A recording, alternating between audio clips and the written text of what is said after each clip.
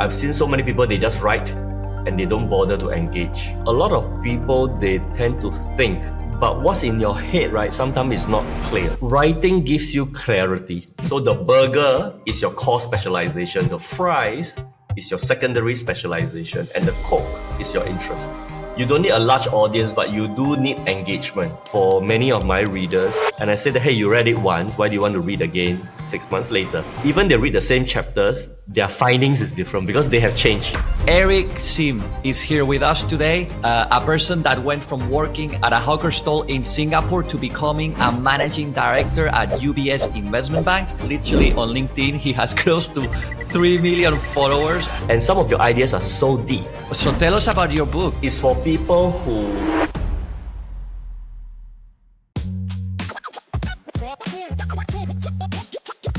This is The Blonde Dollar with Ignacio Ramirez.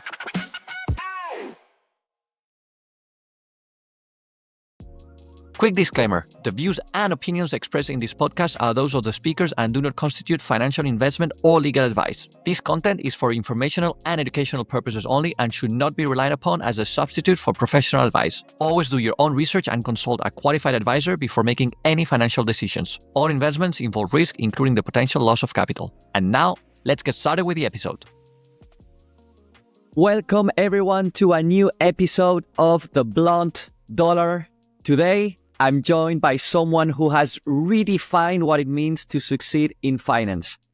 Eric Sim is here with us today, a person that went from working at a hawker stall in Singapore to becoming a managing director at UBS Investment Bank.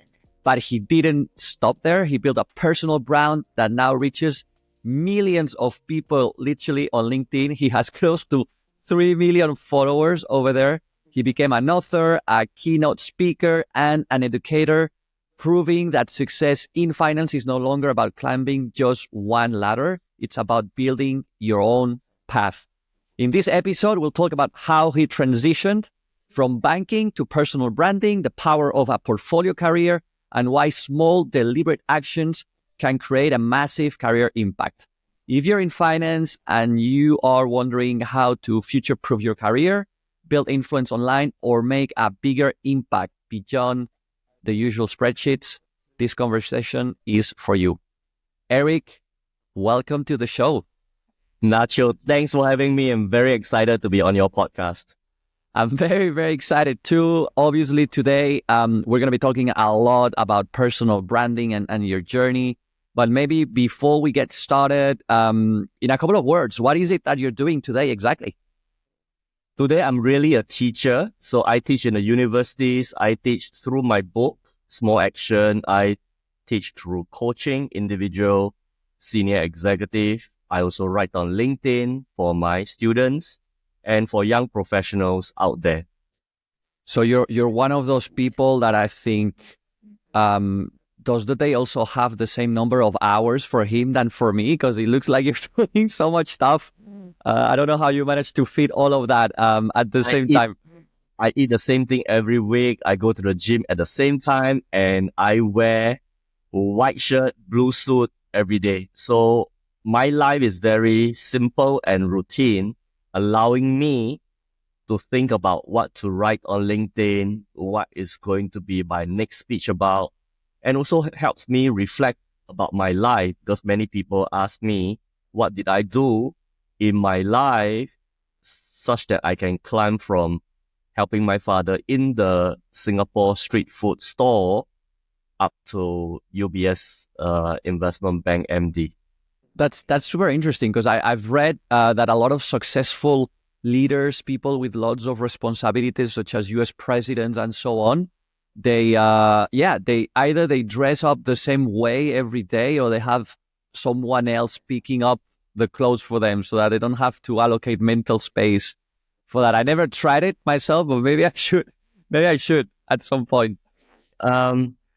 If you start trying, then you realize the power. Then I think you will do more and more of it. Yeah.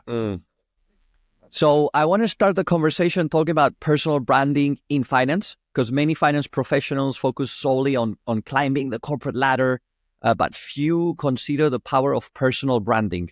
And clearly, you are an example here. You successfully transitioned from being an MD at UBS to an influential thought leader today. What inspired you to start building your personal brand while still working in banking? I didn't start to think about personal branding. I didn't know about personal branding. What I wanted to do is to share my thoughts, my failures with my students. And I thought maybe writing a blog would be useful. And also I can help myself reflect on my past life. So I tried writing a blog. I put it on Facebook. Nobody read because my friends on Facebook, they knew me when I was young. I was a loser then. I didn't do so well in school. I didn't do well in my first few jobs. So very few engagement. And writing on WordPress, I don't even know what WordPress is until today. Then I tried on LinkedIn and it worked. Somehow there are like 100 people who read my first article. I was very surprised because whatever I wrote in school only got 2 views. One is my teacher, the other one is me. And neither of us liked my article. And now on LinkedIn, my first post, I've got 10 likes and they are random people, strangers. Where did they come from? So that inspired me to continue. And I then stumbled upon, there's this thing called personal branding. So I didn't start out to build my personal brand. I really wanted to share career skills with my students. So it was like a journey. It was like very altruistic in nature from what you're saying. And you really figured things out along the way, which is how things happen out of times in life. Yeah, I figured out things out. I was working in banks and also teaching in several universities. For about 20 years, I was having two career. And more students ask me, beside banking, about life skills, about career skills. So that's how I started. So many professionals across industries, but I'd say for sure in the finance industry too, hesitate when it comes to promoting themselves because they fear being seen as arrogant or not serious. But you've shown that personal branding can be done authentically and strategically. It can serve both purposes. So in your view, how can finance professionals overcome the fear of self-promotion and start building their brand with confidence? You want to build your brand doesn't mean that you need to show your achievement. You don't have to put a lot of selfies. So in fact, I hardly put selfie on my post. A lot of times I put photos that I'm in a group discussion, student talking to me, right? Me and somebody else doing a walk and talk, not me taking my phone and, shooting a photo of myself. I don't like that. And number 2, you can still write a lot by interviewing people. So I interviewed my tailor, the shoe polisher in London. I just interviewed the general manager of Grand Hyatt Hong Kong, asking him how he retains staff. Many of his staff work there for 20, 30 years. And if you talk about somebody, their trait is also part of you. If you say somebody is creative, you must be creative. Otherwise, you cannot tell that the person is creative. If you say that this person is professional, you also have some professionalism in you before you can say that. So it's not necessarily self-promotion. It can be sharing other people's story or your own failures. So I failed many times. I failed interviews. I struggled when I was young, and I shared those. You also got rejected from a PhD program, right? Yes, I was rejected I was rejected by Princeton PhD program. I wanted to be a teacher, so I thought if I want to teach in the university, I must get a PhD. So I applied. And of course, they said, unfortunately, we cannot admit you, but we'll put you on waiting list. Today, I'm still waiting. After this, I'm going to go down to the letterbox. Hopefully, they send me a letter that they accept me. Yeah. Well, I mean, you clearly showed that there's many different ways to do things, and today you're teaching. You don't have your PhD, but you're doing things your own way. And if that rejection helped to light a fire in you to keep pushing forward, then so be it. It was maybe the Yeah. So meant to be. sometimes when you get rejected, it's not the end of things. So I use my investment banking experience, my MD title, to teach in Hong Kong University of Science and Technology, and the school gave me an adjunct associate professor title. So I got to be a professor without a PhD, and I still make my money in banking. The only thing is that I need to wait for 16 years before I get my professorship. Well, but here you are. Well done. Congrats to you. That's Thank you. a fantastic story.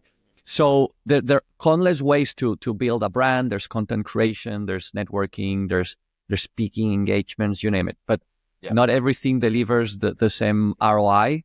For busy finance professionals, the challenge clearly is knowing where to focus their very limited time.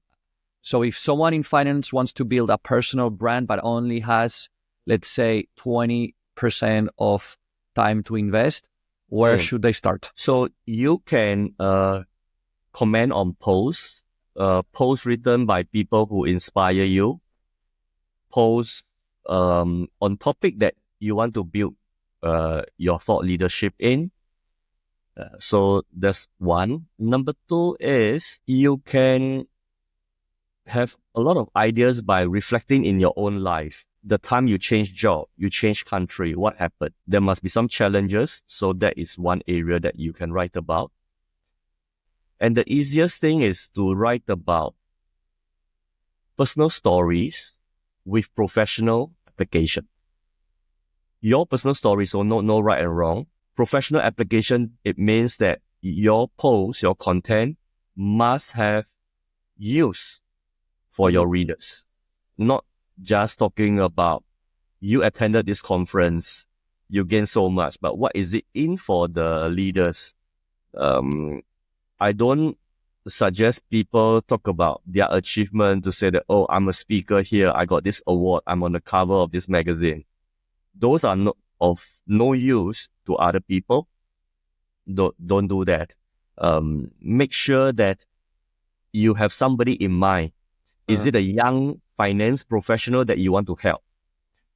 Is it somebody in asset management that you want to give advice to? What kind of advice do you want to give? Is it career advice or is it knowledge in that particular asset class? So can you give us an example? I love what you said of personal stories with professional applications. Do you have an example for our listeners of what that would look like in practice? So I have a post. The title is Worst Investment in My Life. I invested in 2 properties in Malaysia, Johor Bahru, about 10 years ago. So that's when the economy was doing well. And I thought, this is the next Shenzhen. Because I was working in Hong Kong, Shenzhen property prices gone up and a lot of hype. And so I bought 2 properties thinking that I can make a lot of money. No. The transportation, the connection between Singapore and Malaysia did not materialize. They're supposed to build kind of metro between the 2 countries. So that fell off. Political and instability. So the property prices drop. Foreign exchange, I make a huge loss because the Malaysian ringgit weakens a lot. So I post that, and it resonated with people. So that's my personal story. What is the professional application? Number 1, do your due diligence. Don't follow the crowd. Number 2, don't be overconfident, because your past investment success may not imply your future investment success, which is what happened to me. And number 3, consider political risk as well and foreign exchange risk. That's pretty good. Yeah, and I guess it also worked out because you showed a more vulnerable side of yourself that a lot of times people are scared to share. In the past, as you were saying, like it was a lot about bragging and selfies and things that were not much value adding. And I can see how when you started posting things in a different way, that was actually helpful. And I think the key word here is helping others. You started to gain traction. That's really cool. By the way, like you're mostly focused on LinkedIn, right? Like you're not that Yeah. active on other platforms. Other platform, I hardly post anything. Yeah. Okay.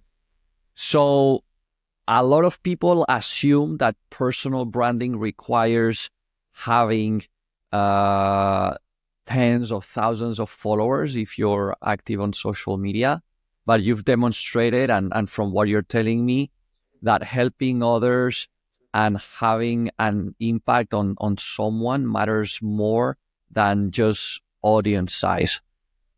What Yeah. advice? Yeah, my question is, what advice would you give to finance professionals that want to build a strong personal brand but don't have a large audience yet? You don't need a large audience, but you do need engagement. So write your post with a question, with a call to action, and when somebody comments, actively engage them. Reply, can ask them some question, and you can also engage them offline. So I, beside writing on LinkedIn, I host networking events every quarter in different cities. So sometimes I go to Hong Kong or I go to London, then I will gather my followers. You don't need a lot, right? 10 followers to come for the networking event. And these people will give you ideas what they like, so you can write more of that. And if they have met you, they are more likely to engage with your future posts. And once you've seen them, you talk to them, you know what they need, so you can write better. And that is how you build your community. So I've got 3 C's for those people who want to build their brand, especially finance professionals. Number one is content, which you talk about personal stories with professional application. Number two is community. I've seen so many people, they just write and they don't bother to engage. That's wrong. Engage with your followers, with your connection, online and offline. And number three is consistency. If you want to write once a week, it's fine. Just make sure you write once a week. I put it on my calendar, Tuesday morning, 7:45. I'll post. I've seen people who write once a month. That's also good. But there are also a lot of finance professionals who write as and when they have time, because this doesn't make you money. It's not top priority. And you know, in our banking job, a lot of time you're under revenue pressure. Families might have emergencies. So writing on LinkedIn, building your brand becomes low priority. And sometimes you don't post for 3 to 4 months. And then when you're free, you post every other day. Yeah. That inconsistency will not be very helpful, because people can see that you are not there all the time. I love those 3 C's. Really, really nice. Community, content, and consistency. I'll write that in a post-it and put it on my computer screen. But you said something that really resonated with me, which is the power of real life connections. For sure, like I'm 100% agreeing with you. The best way to grow and build a personal brand is exchanging with others. So really, if you want to grow on no matter which platform it is, just spend more time commenting and chatting with people than creating content, at least at the beginning. I mean, it's called social media for a reason. It has to be social. Yeah. And for me, building connection is not just doing it as and when convenient. I'm going to the US, so I'm going to meet one of my LinkedIn connection. I've never met him before, but we have collaborated. His name is Chris Mathieu, living in LA. So I'm going to Brazil for a talk, so I'll make my way up to Los Angeles, meet up with him. before I go to Chicago, and I'll meet you in Chicago. Yeah, I was going to say. So we are meeting in person in Chicago at the CFA Live Summit. I'm so excited about that. There's going to be over 1,000 finance professionals. There's going to be a bunch of panels. You are going to be delivering a keynote speech there that I'm very excited about personal branding. So if you work in the finance industry, make sure to come. It's the place to be from the 4th till the 7th of May. And it's just a great opportunity to do what you're just saying, like creating meaningful real life connection and talking to other people. I'm super excited about this, honestly. Yes, and I'm also planning to go to Panama to meet one of my connections. So that's what I do. I go around and see. So when I travel, it's not to visit the places of interest, but to meet people. I was in Paris last summer. My top priority is to meet somebody who got my book and he wanted me to sign. So that is cool. More important than seeing the Eiffel Tower. But of course, he was also very considerate. I did his book signing below Eiffel Tower. Killing two birds in one shot. Yeah. That's really cool. By the way, so tell us about your book. What is the name of your book and what is it about? Hey there, quick favor to ask. If you enjoy the blunt dollar, the unfiltered takes, the stories, and the laughs, the easiest way to support the show is by tapping that subscribe button right now while you're listening. And here's my promise. If you do, I'll keep bringing you honest conversations, fresh perspectives, and the kind of finance talk that's engaging, insightful, and worth your time. Thanks so much for being here, and let's keep these great finance conversations going. My book is called Small Actions, Leading Your Career to Big Success. It's for people who feel stuck, for people who don't have much confidence, like me when I was young. And it's difficult to take big actions. It's difficult to move. Sometimes you got handicapped. Okay, if I want to move up, I need to spend $200,000 on an MBA. That is a big move, right? But I say that you not necessarily must do that. You can take some small action, like reaching out to people, knowing a restaurant so well that the moment you walk in, the manager calls out your name. If you can do that, you will be able to entertain. And going the extra mile for your clients, if you have clients. Sometimes my client call me on a weekend and they say, hey, can you pass me this information? I'll do it for that. So things like all these little things helps you form your brand, build your trust, be 5 minutes early for every meeting. Then you gain trust and always deliver a little bit more than what you promised. That's good.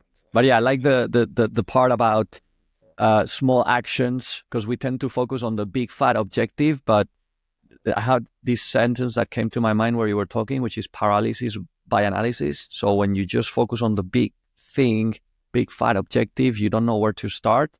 Whilst if you break it down in small things and take some small steps, it seems a lot more feasible, and one small step adds to another small step, and you end up going a long way. Yeah. So my book has got 66 chapters, and I wrote 2 chapters a week. Each chapter is 4 pages, so writing like 1 page a day on average. At the end of 9 months, I got a book.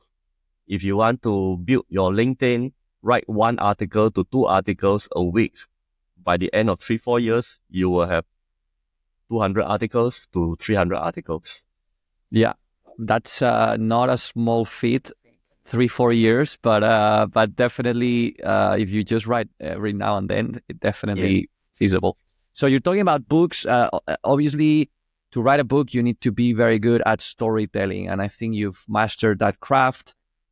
Facts and figures may drive the finance industry, but stories really is what drives engagement, and even like market narratives, I'd argue. Why is storytelling such a powerful tool for personal branding, and especially why is it so important in finance? You realize that human, they are attracted to stories, and stories are being passed down. Facts, people tend to forget. I can throw you some numbers, right? I can throw you the GDP or the names of some cities. After a while, you forget. But if I tell you a story of me, say, helping my father at the hawker store, I was washing bowls, I was cutting my hand. After cutting chili, I rubbed my eyes, then my eyes got burned. And I cut my hand, so I was bleeding. And so it's blood and sweat, that type of business. Then you feel for it because you can visualize. So stories helps to engage the heart of people. Yeah. They remember you. They remember your story better. That's why story is much more powerful. And in my book, 66 chapters, so there's one story in each chapter and followed by professional application. So in fact, my Chinese book, my Chinese publisher changed the title from Small Actions to Tell Your Story Well. That is the name of the book. I've Very got nice. the Chinese version down here. And yeah, it's in Chinese called 讲好你的故事, means tell your story well. Did your book work better in China or in the rest of the world, or is it equal? I think it's about the same. China is a big market. So Chinese, as a single country, the Chinese version is did the best. But English, because I've got Singapore, Hong Kong, UK, US, and plus India as well. So that few markets combined is about the same as China market. Yeah. Very well. So one last question about personal brand before moving to the next blog. What is the biggest mistake that you see professionals, and namely finance professionals, making when trying to build a personal brand? What is the number one thing that you keep seeing over and over again, and you're like, not a good decision? Number one is, there are a few. One is sometimes they share very technical topic, because finance can be quite technical, and they didn't want to write their own opinion. They just share maybe some article by a bank or by a newspaper. So by sharing, you don't build your personal brand. You are just a distributor. So that is one. Number two, may not happen in finance, but I've seen some people who overdo it. They show themselves too much. It's always, I'm proud to achieve this. I am excited to be speaking at this event. Always that, and people get sick of it after a while, and they stop listening to what you say. So these two are the more common mistakes. Yeah. So being overly technical, on being too and humble brags, let's put it that way. Yeah. So now I want to talk about careers, because in traditional finance, professionals are often encouraged to focus on one path and specialize, like become an investment banker and stay there and go very deep, or an asset manager and so on. But you advocate for the idea of what you call a portfolio career, which is where individuals develop multiple income streams and skills instead of just relying on one. Yeah. But in your own words, can you give us a bit more color on what is a portfolio career and why do you believe this is the future of work? Yeah. Most people are multi-talented, just that you don't realize. You're in finance, you think that all you can do is finance. No. Maybe you can write, you can sing, you can do sports. There's so many of other things. Just that in finance, you tend to get paid a lot more using your financial skills than writing. Right. But we must also remember that our happiness comes from being able to use our skills to contribute or to do something that we are passionate about. Yeah. So it's not always about money. So a portfolio career is, you have one career that gives you money, say banking, finance. Then you have another career that gives you fulfillment. Another one that gives you meaning. another one that gives you relationship. So when you have relationship, meaning fulfillment and some money, then your life is more complete. Your life is going to be miserable if you got no relationship, if you're not doing things that you are passionate about.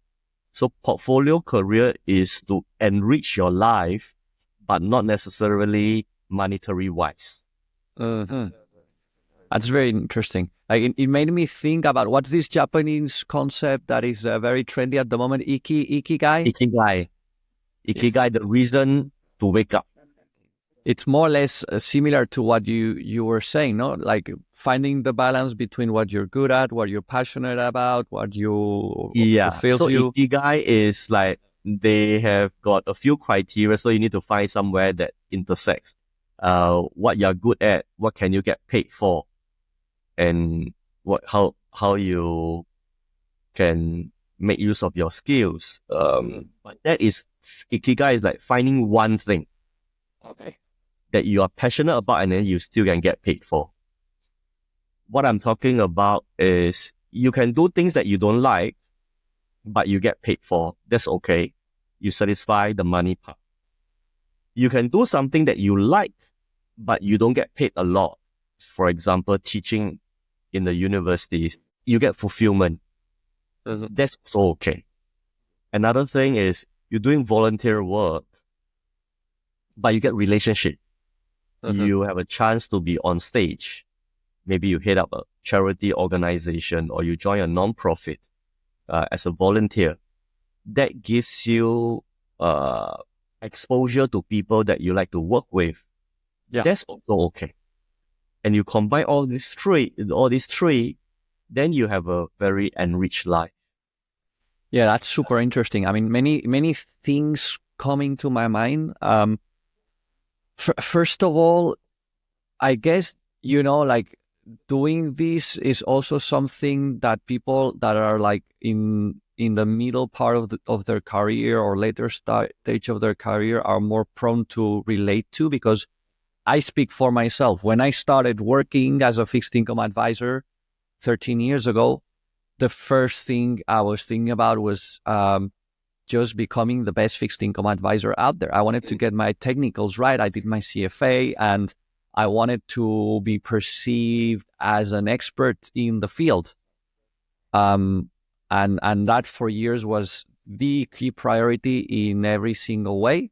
And as the years evolved, I realized that on top of that, which I'm very passionate about, so financial markets and the fixed income asset class itself, I also realized that in order to find fulfillment, I needed also to connect with people. I've always been very extroverted, so I started talking more to my colleagues, having more lunches inside and outside of work, and just exchanging with others. And I found that very rewarding.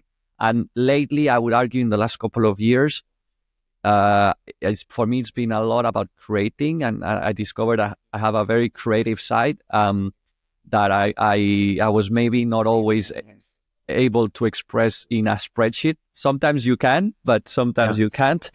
And that I discovered thanks to social media, LinkedIn, namely, and initiatives such as this one, where I'm talking in a podcast with interesting people. So, but all of that came with the time, right? Like I wouldn't have been able to do that from day one. It's just been a journey, and I think you have to follow your gut, and it will be different for each of us. My suggestion is to incorporate your interest into your work. If you like public speaking, conduct a training for other departments so you can practice your public speaking, crack a joke. If you like design, make sure you do the best PowerPoint with beautiful fonts and animation. So that's how you can develop design skills.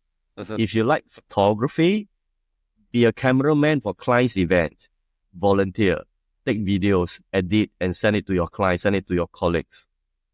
So in this way, you will be able to develop them and see whether you can get good at them. People tend to like what they are good at. Yeah. At the beginning, if you're not good in many things, you just need to keep trying. I didn't know I liked writing. In fact, I failed my English when I was in school. I didn't know I liked design. I'm an engineer by training, design in terms of color, in terms of fonts. That was the furthest away from my mind. As an engineer, as long as it works, the cheapest method, doesn't matter if it looks ugly, make sure that it works. But now I realize that, hey, after trying, I do like design, I do like the creative side of things like you. Yeah. And all those skills or interests that I've incorporated into my banking job now became very useful when I do my portfolio career. Mhm. And something that is extremely important, I think, is and maybe summarizing everything you just said, is the concept of being intentional with your time and your career. Because a lot of times we have this tendency to wait for things to happen on their own or naturally, but most of the time they won't. So coming back to your examples, if you like design, be intentional about it and say, hey, I work in finance. Well, I'm going to, for the next 6 months, make the best presentations, PowerPoints out there, and really take your own destiny in your own hands and let that side of you come out on a very proactive and intentional basis. And after a few months, I'm sure that you will be in a much better place than where you are today. Yes. So at around 2001, I just bought my Mac, the iMac. I like it so much. I said, how can I use my Mac and how can I combine my finance skills? I programmed Black-Scholes option pricing model onto my Mac using one of the computer programming language that Mac recognize. And that's what I like to do. I took a day off, my annual leave, to do that. That's pretty cool. I love it. You often talk about the concept of being a combo specialist, someone who combines expertise in 2 or more fields to create unique career opportunities. In your case, obviously, you blended finance, education, storytelling to build your brand and career beyond banking. But tell us, what is exactly a combo specialist and why is it more powerful than being a single discipline expert? When you go to McDonald's, you are often being presented with the combo meal. So the burger is your core specialization, the fries is your secondary specialization, and the Coke is your interest. So we should always think of ourselves as having the core specialization, the secondary specialization, and our interest. And that's how we can describe ourselves. When I first started out, my burger was engineering. My fries was finance. And my Coke was Mac. Anything about Mac computer, about design. So that's how I combine them. And after a few years, I combined finance and engineering. So I did financial engineering at Citi. I asked my boss to give me some sales responsibility. So selling become my fries. And my Coke at that time was Chinese business culture because China was a big market. And then I later on asked my boss to move me from Citi Singapore to Citi Shanghai so that I can learn even more about the market. And finally, I got selling skills. I got expertise in the big market. And I got financial engineering. I got banking experience. I did investment banking. So investment banking became my burger.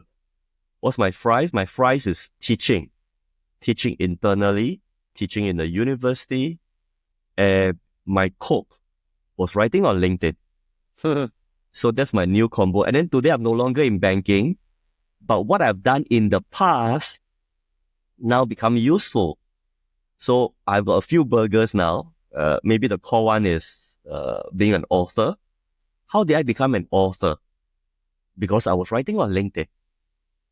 My fries is teaching, speaking.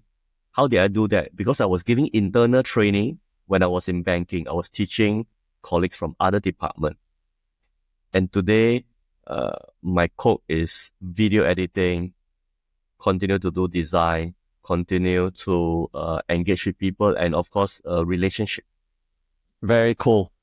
Wow, that's very Combo inspiring. specialist makes you unique. You are not just an engineer, but you can be an engineer who knows design. You're not just a banker. You are a banker who has the heart to teach. You're not just an author. You're an author who can speak on stage. So that's how you can describe yourself. And combo is not stagnant. Every few years, it moves. So you can upgrade your fries. You can change your Coke to an ice cream. So it changes every 3 to 4 years. It will make you more adaptable. And so what's one advantage of this combo specialist over a one-dimensional specialist is when there's disruption in the industry, you can use your other skill set. You can use your Coke to build relationship and get a job. Maybe your hardcore skills is no longer valid. Imagine that your hard skills is being replaced by AI, but you still have selling skills. You have people's relationship. You are an interesting person to talk to. Then somebody who knows you from before may take a bet on you, hire you, and you then have a chance to acquire and develop your new hard skills. I love how you said that the combo doesn't stay static over time, but every 3-4 years it evolves, and you get a new burger, new fries, new sides. That's pretty cool. And how can finance professionals identify what their burger is, what their fry is? Is it what you're passionate about? Is it what you're good at? Hey there, quick ad break. Do you work in the finance industry and have a genuinely interesting story to share? I'm always on the hunt for great guests who bring raw, unfiltered insights to the table. Or maybe you know someone with a story worth telling? Please put us in touch. You can reach out to me directly via LinkedIn. I'd love to hear from you. And now, back to the show. Burger is very clear what you're doing. Say, for example, you are a portfolio manager. That is your burger, right? What is your fries? Do you have a secondary? Are you a fund manager who needs to also sell? Or you are more on the fundraising side? Do you need selling skills? So portfolio management is asset allocation, identifying the stock. But selling skill is also important. How do you sell to investors? How do you sell to your boss? Then your Coke, as a finance professional, can be completely different from finance. You like to play football. You are a movie critic, or you are a foodie. That you can. And how do you combine them? If you are a foodie, bring your clients to the best restaurant that you know. Make sure that the chef can cook a special dish for you and your client. If you like marathon, can you organize a 5K run for your company, for your clients, before you train them for the marathon? So many things that you can combine and do it. If you like to sing, join the talent competition within your bank. Mm-hmm. Yeah, basically follow your passion and the rest will take care of it, really. So many professionals, particularly in the finance industry, spend decades working in the industry, 10, 20, 30 years, climbing corporate ladders and so on.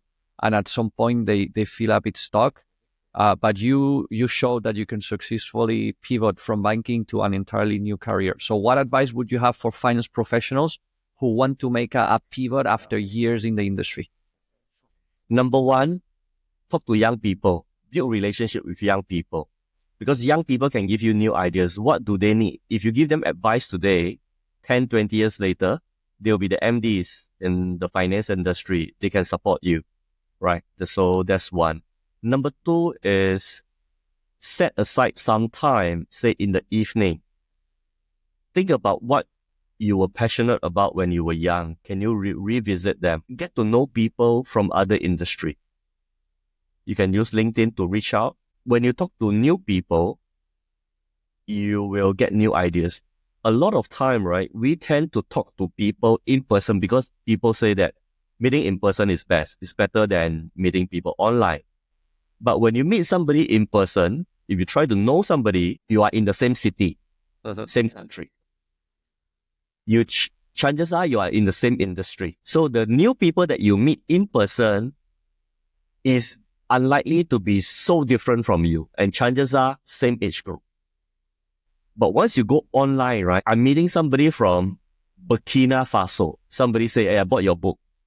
I say, you're from Burkina Faso. Where is that? I don't think my book is available in this place. So, oh, this is a country in Africa. How do you get my book? Oh, I got a friend who is in Paris. I asked him to buy the book and bring it back. You know, I'll never meet somebody who is from Burkina Faso in Singapore in the finance conference. No chance. But online is possible. Possible to meet a chef.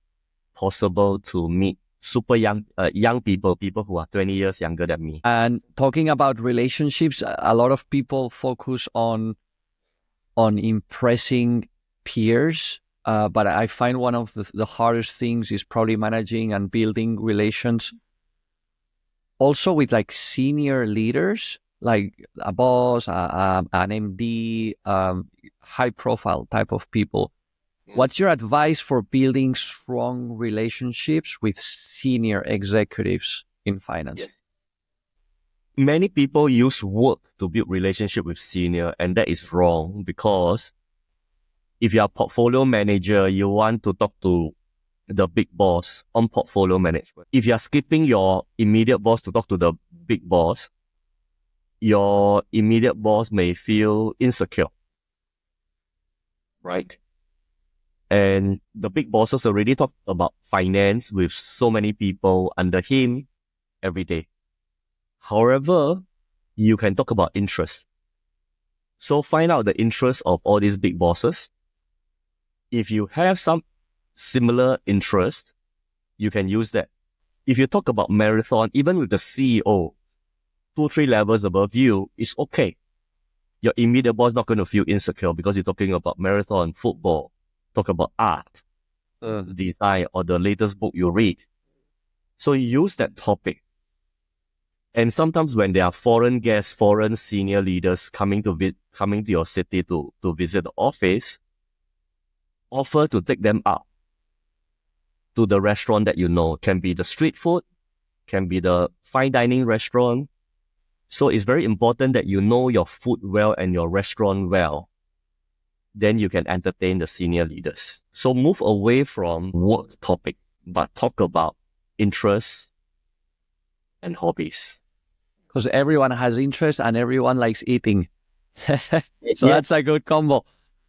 And then once the relationship is built, naturally the big bosses will ask, hey, you've been in this job for 2-3 years. What are you thinking next? The big boss can move you across department or move you to another country. But their boss will do that only if the relationship with you is strong and personal. So the industry, like the financial industry, has this notorious reputation for being high pressure, filled with strong personalities, sometimes difficult personalities, either like a very demanding boss, a very demanding client. There's things like tough negotiations going on. There's conflicts and so on. So it's not the easiest of the industries, I would say. What's your approach for handling difficult people in high stakes finance environments? So number one, you need to know their stage of life. Are they single, married, with kids? People who are single, chances are they will be interested in looking for a partner. So if you can organize networking event and invite them, they are more likely to lower their guard. If they just got married, then they can focus a lot on work. If they got kids, they'll be very happy if you can take over some of their work, the mundane task, so that they can go home earlier to see their young kids. So understanding somebody's stage of life is key. Number two, understand their interests. Usually, even the most difficult person has a soft spot. You know, they still will like certain things. So you need to figure out what that is. Number two is you don't have to go to them directly. You can go to the person who's close to them and kind of use a middleman. So check around who are the people close to this difficult person that you want to build the relationship with. To you, this person is difficult, but to the other people, maybe he's just being like that. But inside, he's really nice, he's very caring. So you can get more information from other people. And of course, if sometimes the chemistry doesn't work for you, no matter how hard you try, then I suggest is to build relationship with various departments, build relationship with the seniors, with the head of departments, and do an internal transfer. Lots of good tips over there. I want to go back now to the to the main topic of your book. I mean, we've touched upon it a little bit, but this whole concept of small actions in career growth. So first question, why do you believe small actions are more important than big moves when it comes to career growth? Sometimes a big career move is dangerous or very risky. So people do not want to take that risk. Number two is a lot of time we are stuck. The work is already so stressful. You got no capacity to take big action. That's why taking small action in the same direction, right? Say, for example, one small action you can take is make it a point to buy coffee and lunch. So every week you set aside $100. This is just for buying. So look at who the people are. People you think may have potential to be promoted, people who you like, people who are inspiring, or people who are very quiet, you think you can help them, take them out. After a year, you spend a few $1,000s and your relationship will improve. And with relationship come opportunities. This is a very long-term strategy, but if you do it in a not self-interested way, but more because you genuinely care about the people, I can see why that definitely, works over the long term. And yeah. So like for me, I joined a club, kind of it's called cricket club. I don't play cricket. I use it to host lunch, and that's how I build relationship. Small little thing. Because when you do something too big for somebody, they think that you're trying to bribe them and they feel very suspicious what your agenda is. Something small. Yeah. Needs to feel genuine and small. I like the concept of small. You've talked in the past about these 1 minute favors, which is like small things like introducing two people, sharing an article, writing a thank you note, how those things can lead to unexpected career opportunities. Can you give an example of maybe how a small little gesture led to a career breakthrough for you? Yeah. So just now I was saying that year 2001, I bought iMac. I became the expert in my bank.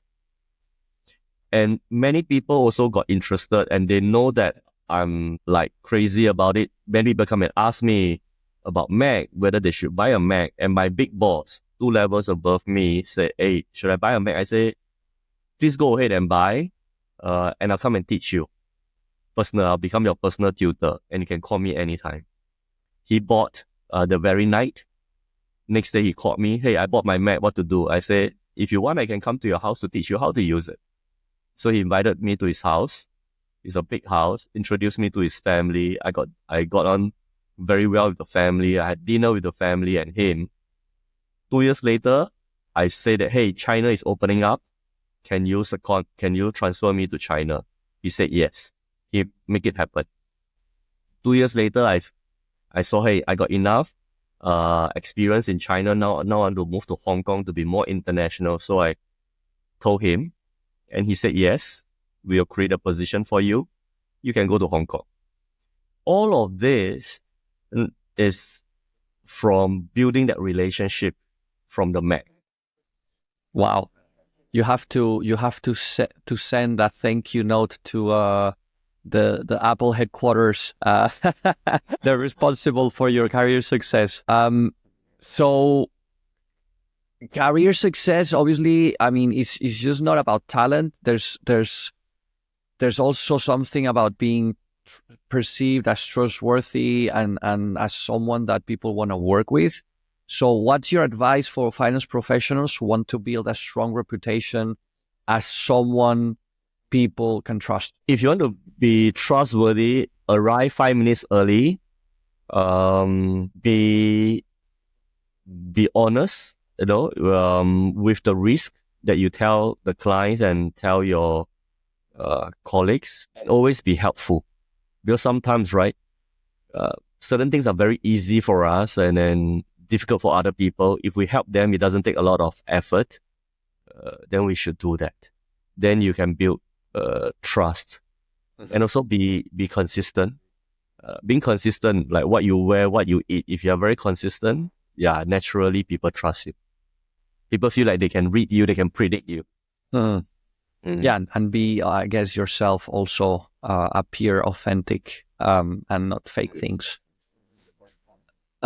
You've also said in the past that writing is an underrated career growth strategy. I wasn't expecting to talk about writing in career growth tips, but why do you believe writing is one of the most underrated career growth hacks? Writing gives you clarity. A lot of people, they tend to think, but what's in your head, right, sometimes is not clear. When you put it out in writing, it helps you becomes clearer with your ideas. And then when you say it out, it's easier. So for example, just now I talk about the combo specialist because I need to write. So how can I write this idea? I came out with the McDonald's combo meal. Without writing, then it's something in my head. And when I describe it, it's not going to be so easily visualized. And once I write it down and then I have this analogy, it is now very easy for somebody to tell another person even when I'm not around. So that's the beauty of writing. And also, writing is more permanent. Once you write, it's there. You can revisit your own writing. You learn something.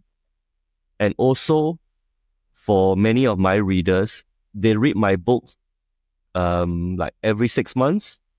And I said, hey, you read it once. Why do you want to read again 6 months later? Even they read the same chapters, their findings is different because they have changed.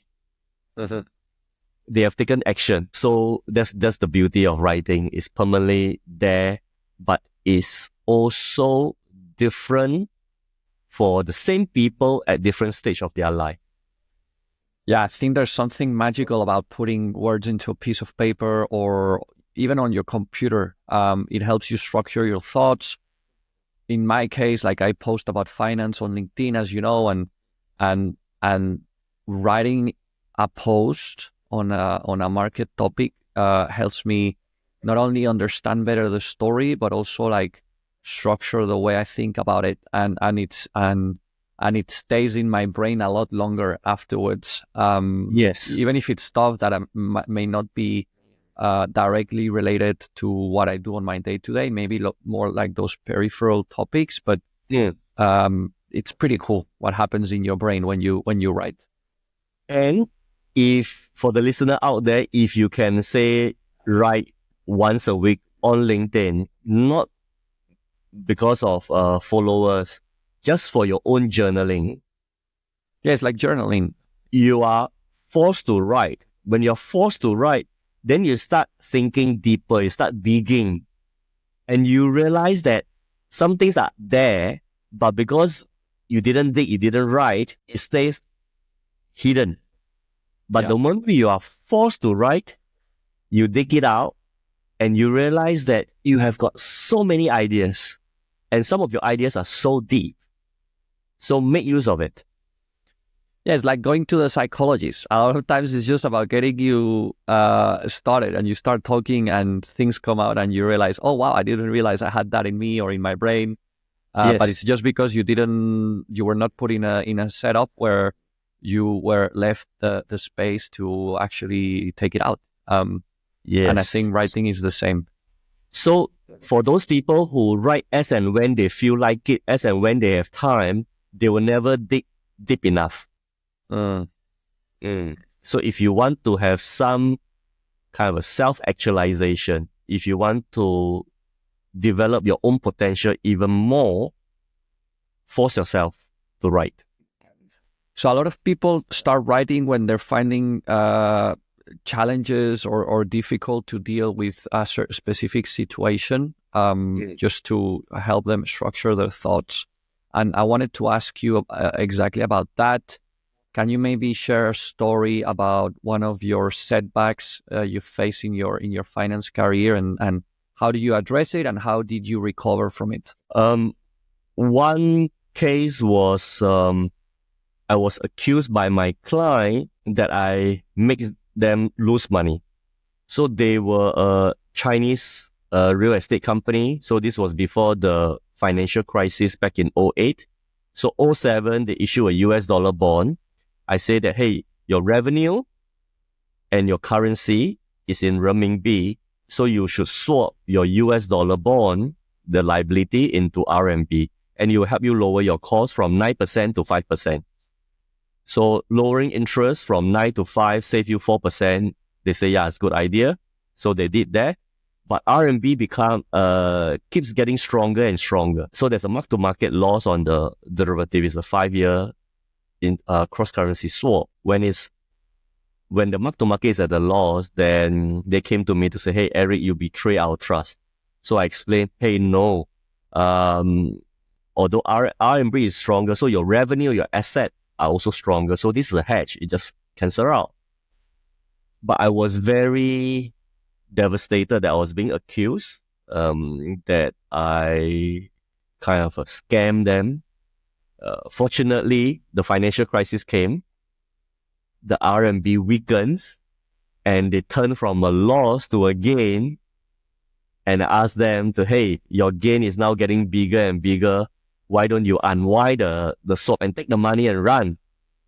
Because their business, right, was losing money. And now I can give them some $500,000 cash out of the swap by unwinding.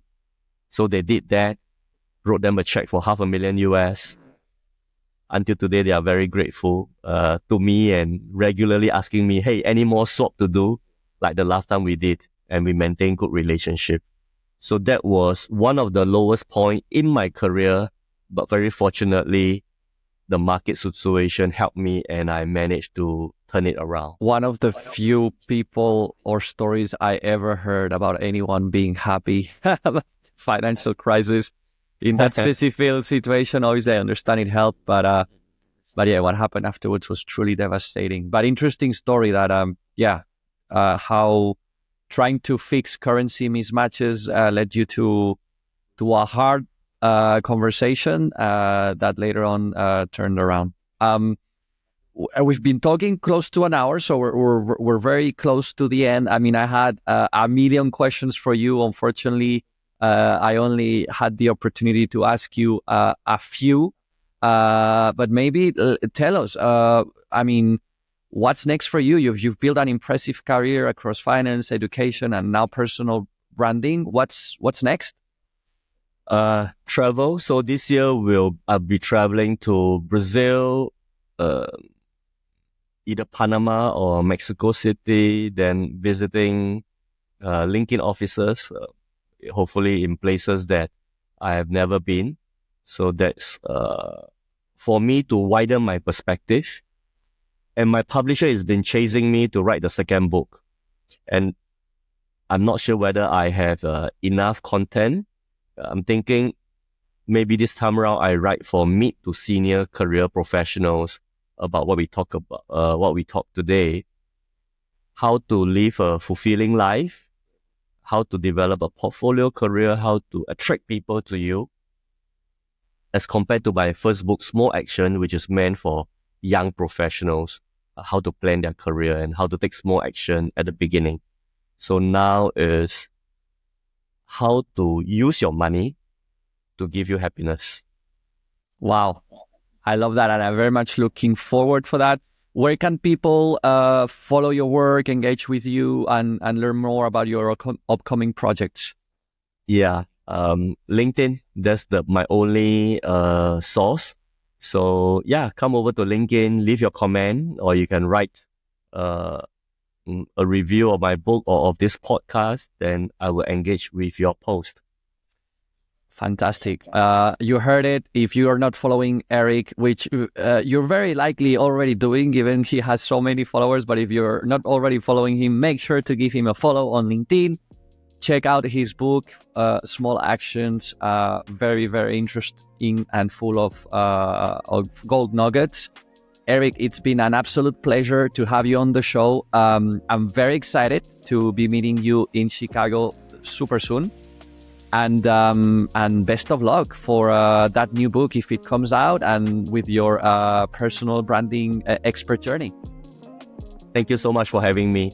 See you soon in Chicago. The Blunt Dollar is written, produced, hosted, and edited by me, Ignacio Ramirez. Everything you hear, concept, script, sound design, and production comes straight from my desk, and occasionally my kitchen table. Thank you so much for listening, and join me in the next episode of The Blunt Dollar for more raw, honest finance conversations.